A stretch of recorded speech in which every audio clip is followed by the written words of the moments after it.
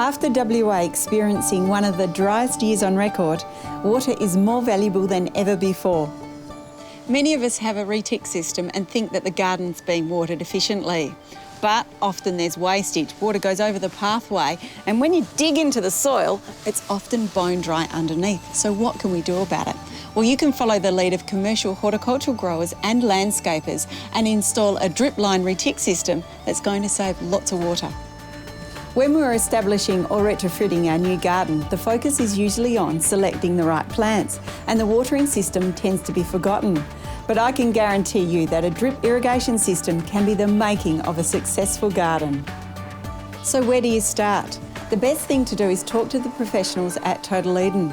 They can help you design the right system to suit your needs, and the friendly team is more than happy to give you the correct advice.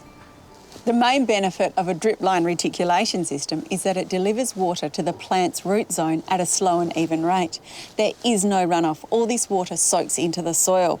This means the plants establish a really strong root system. They become self-sufficient, and there's less reliance on water in the long term. The drip line is going to be laid under mulch, and just because you can't see the water spraying over the soil, it doesn't mean that the plants are missing out. If you're still worried, you can get hold of one of these. It's an indicator flag that pops up when the system's on. And because drip line is hidden underground, it will also be safe from kids and dogs that chew everything.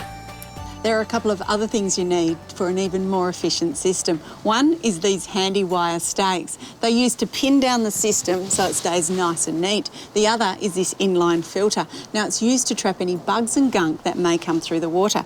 All you need to do is rinse this disc filter out every now and again. Once installed, apply mulch over the top to a depth of 75 millimetres.